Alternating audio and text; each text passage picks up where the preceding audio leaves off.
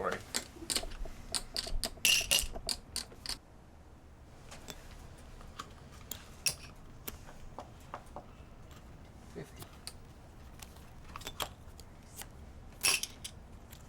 That's a raise? Mm-hmm. I'll take that raise, mofo. I don't have anything.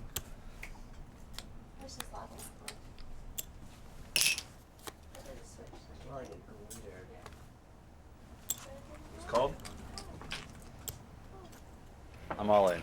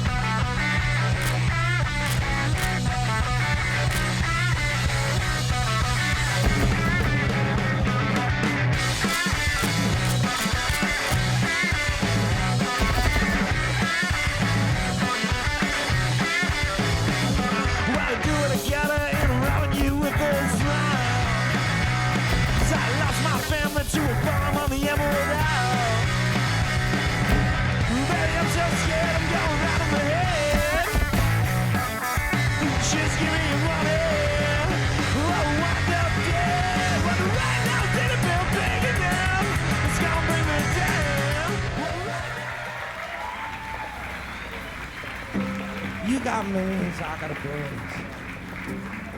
Looking for an off-track wagering facility. Messing with my radio, playing hard to get.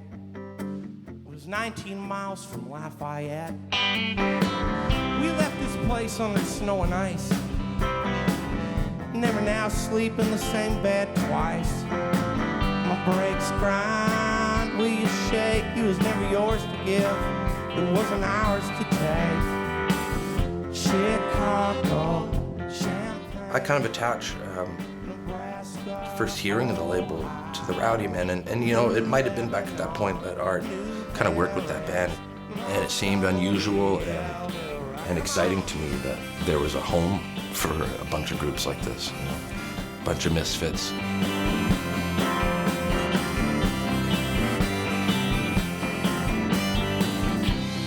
Transistor 66 been around 10 years, and you know, before that there was some, you know, in terms of rock and roll labels, you know, you had like No List Records and just smaller stuff here and there. In terms of documenting a scene, Sub Pop did that in the late 80s, early 90s in Seattle, and Crypt Records, and In the Red, they did that with garage rock, where, you know, you could look at something on that label and say, okay, it's on Crypt, I think this is probably going to be up my alley. And that's, I think Transistor is like that. So you kind of had that like rock and roll seal of approval.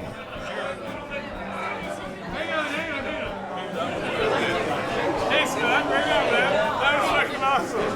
Thanks for texting me. Man, it's 180 grams. I can feel it.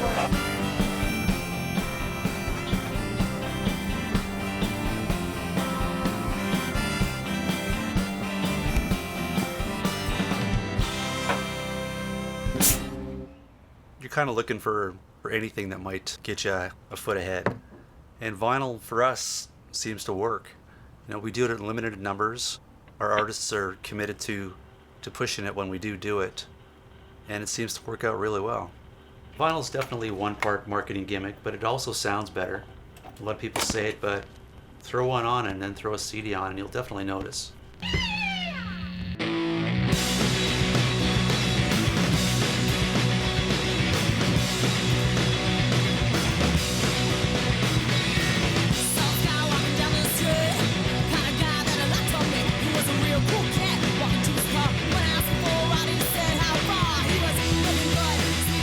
Because bands see that we put out a fair bit of vinyl recently, we get every week, you know, 3 or 4 looking to put out their record, and they always want it on vinyl or double vinyl or box set.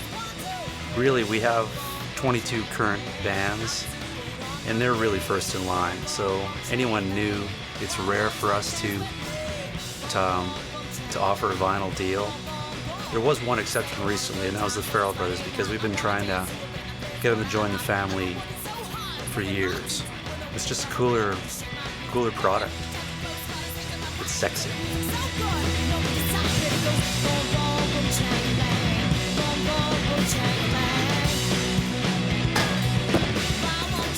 My reaction when he asked us to join was, of course, excited, flattered, you know. I think just any musical band that gets offered some sort of support is exciting. J-Rod is certainly an inspiration because she's such a super talent. One of the best front people anywhere in Winnipeg, Canada, or the planet. She brings it 110% every time. And I would say J-Rod is definitely the matriarch of the label. We need this little instant everything. Just gonna mix that all up. Little Transistor 66 juice. Isn't just science. Just like that, and then you've got muffins. Time to put them in the oven,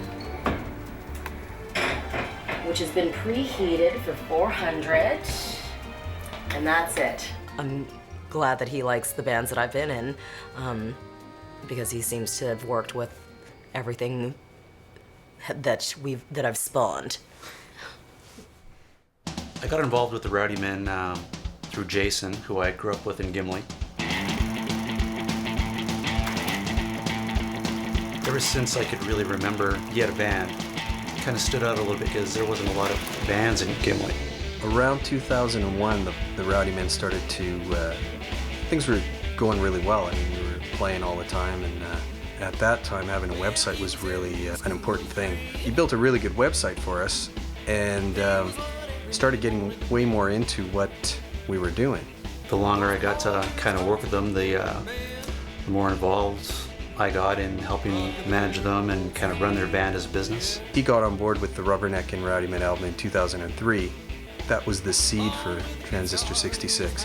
With the internet, you know, there's a lot more stuff you could have done straight from home, and I thought that was the perfect time for me to start up our own label and release Rubberneckin'. That's what we did. You know, it's hard to describe in words just how frantic and manic those shows were, but they were sweaty, the crowd was sweaty, it was like, and everyone was smiling, and it was just like ferocious rock and roll, and it really, the Hot Life guys renewed my faith in rock and roll.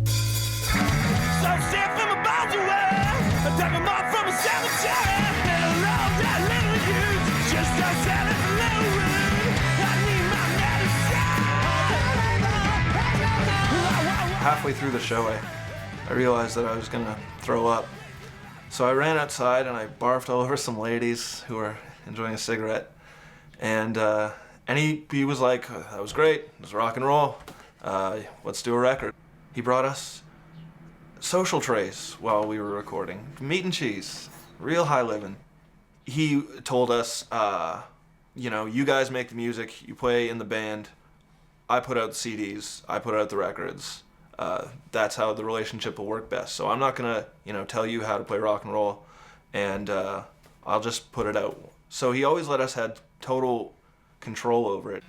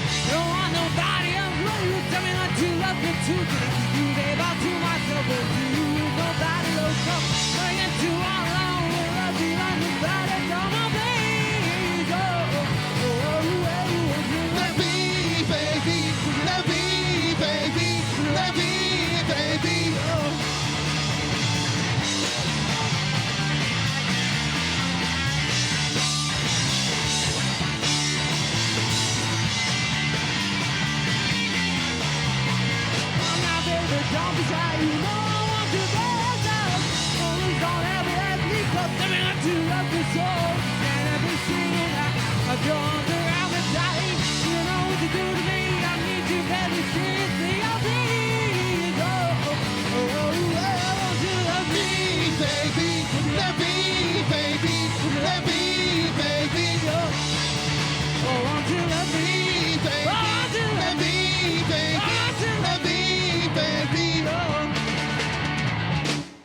considering like Winnipeg is such a like shitty place to live sometimes. Like we have a wicked music scene that would almost rival some of the bigger cities in Canada. So I think that Art has really done a great job in promoting that music and making it known that, like, you know, Winnipeg doesn't suck for music, that we have a lot of great bands here. There's so much stuff that's happened to us over the past like year or so that wouldn't have happened if we weren't signed to Transistor 66. Like, I mean, we're charting in, you know, Alberta and BC, and we've never even toured out there yet. So, I mean, having Transistor behind you is definitely, you know, a big asset. Sort of just Art pushing your music because he loves it. Yeah, I put out pretty much what I like, and we usually get to know them as people first. If they have good songs and they're good people and they bring it on stage, then we'll welcome them to the family. It's an important job that he's doing, and it's probably been neglected for a long time because there's not a lot of money to be made, if any, in it. It's really more about integrity and being a part of something. Yeah, in the beginning, we certainly didn't pay enough attention to the financial side of things.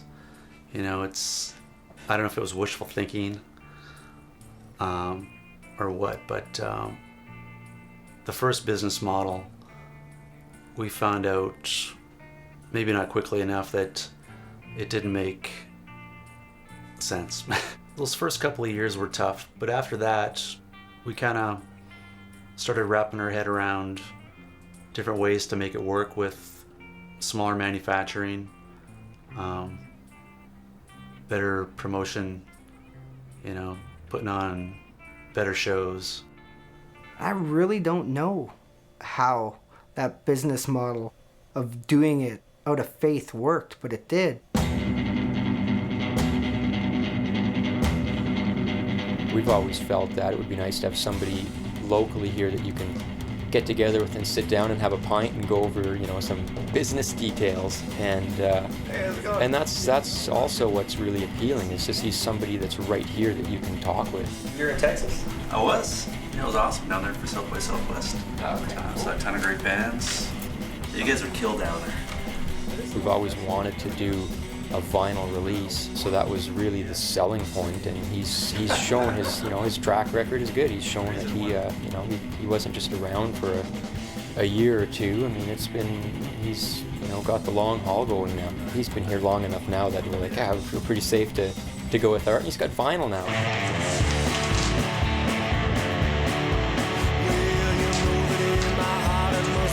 Our daughter, who's just turned 14, she's actually doing a lot of our radio mail outs.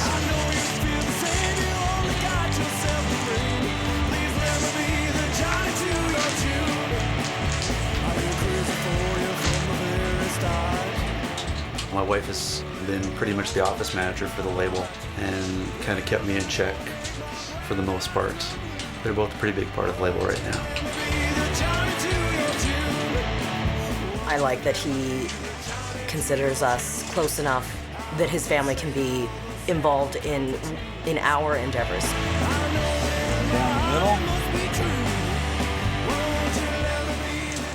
He is a family man. It's a big part of his personality and a very likable part of it.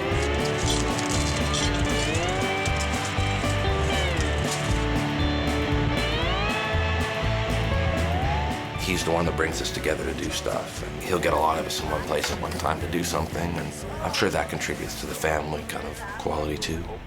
They open the back doors, and it's full of all our gear. As soon as those doors open, he sees all the gear in perfect English. Oh, you guys are musicians. Have a good day. I made this on. I was like, are you kidding me? Yeah, it was, you know. The family is a little incestuous, I have to admit. Partially is, I think, because we're just Winnipeggers, and, you know, everyone knows everyone here, so why not use each other for what you think someone would be good for, you know? Crotch in there that you're We've had a couple run-ins with some family members. You know, no family's perfect. We're the weird uncle that you only talk to once a year at Christmas.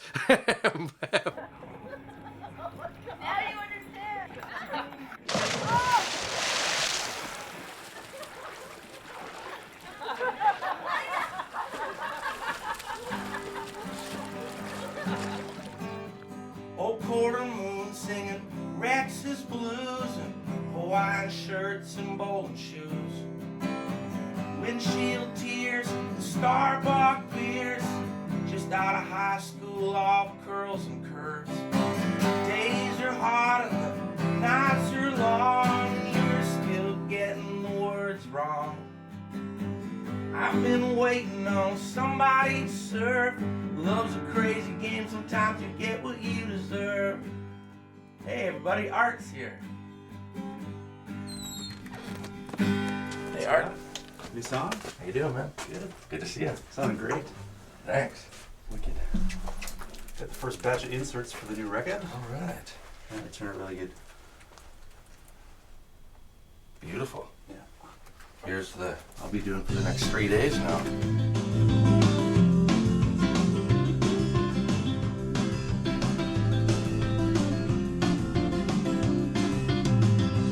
Wouldn't you know it was just my luck? Lightning moves and thunder struck. Everything we put out was pretty much rock and roll, and either on the punk side or the country side. And I think Scott's just leaned a little more to the country.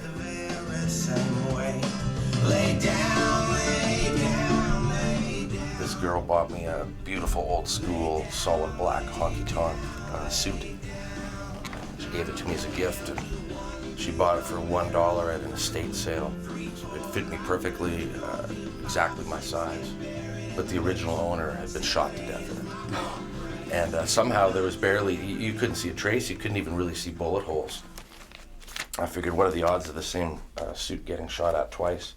Scott was asked to be on our Gissy tribute album, and they did Guns, Guns, Guns, and it was just an amazing version. Then it came time to release his new record, and he approached us and got to know each other a little bit better, and lucky for us, we put it out. He once said, one of the things we like about you is you're a bit of a shit disturber. And I said, I don't feel that I am. But when I feel called on something or backed into a corner, I can't let it go sometimes. You know, it's like the radio guy that thought my lyric was shit taco when the lyric was Chicago. I couldn't let that go, you know, and the artists that are smart in this business and play the game, they would have let that slide, you know. I didn't. I made a big, huge production about it. Those are the moments where it's like I'll look over, and if Art's there, I'll just disappear. Let Art share a laugh with this guy over the taco joke. And so we came to this agreement that I would just sing and play and shut up as much as possible all the other times. And he'd take care of the rest. And so far, so good.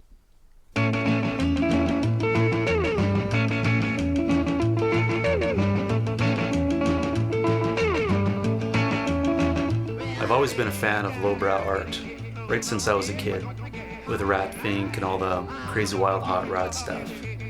So when I started the label, that's kind of the artwork I thought we could match the sound. Through Bloodshot Bill, who I've been trying to sign for years, and just recently, a couple years ago, brought him onto the family, I found a guy named Johnny Crap out of Montreal. In the beginning, he did our original Transistor 66 logo and a bunch of posters. And like he fit pretty much exactly what we were looking for. And in recent years, we've actually hooked up with Darren Marinick. I don't have any Picassos or Monets, but I got some Marinicks. He's just a great artist. We've gotten a few posters from him. He's done some stuff for us, and he's just a great guy and a great friend. As a kid, I was a huge comic book fan, and I was always kind of hoping that I would be able to get some kind of career going as a comic book artist. And I did do that for a while, but I sort of took this sidelong jump into rock and roll poster art and record sleeves and stuff like that. And that has ended up being my big thing. So I'm like as big a rock and roll fan as a comic book fan. So, can't complain about how that worked out. Well, I met Art at a show at the Albert. Someone introduced us, and he knew my work, and he was interested in doing some stuff together.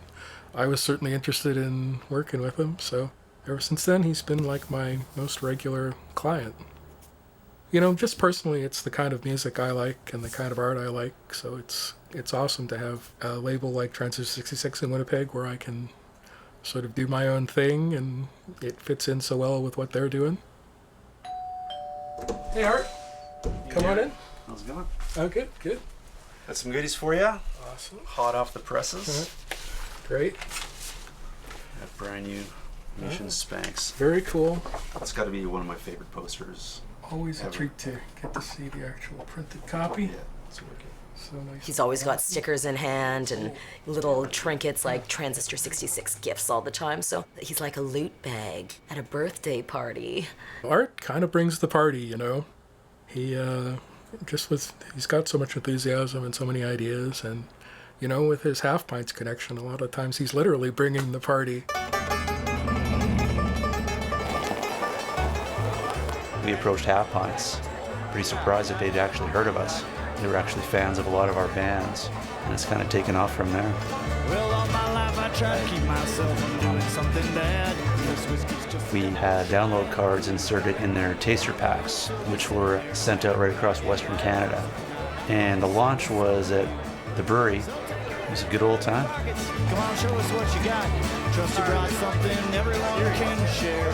You take the good and take the bad for what it is and what it's not. A refugee from your heart.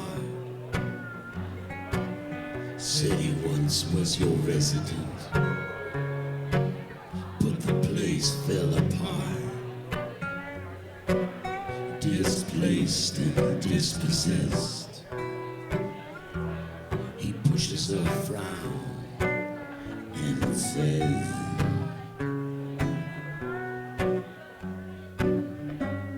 her love was a ghost town. Then her love is a ghost town. Who's here in a band that plays with Transistor? Anybody? Raise your hands, right? So it's been an easy partnership with Transistor because, I mean, it's just a match. Punk rock guided beer style to punk rock guided record label. Away you go. It's a good match, right, Art? Absolutely. So far, so good, right? So ask Art, he's got 40 cases in his basement. He knows exactly. Right? So, Having a party at his place. Hey!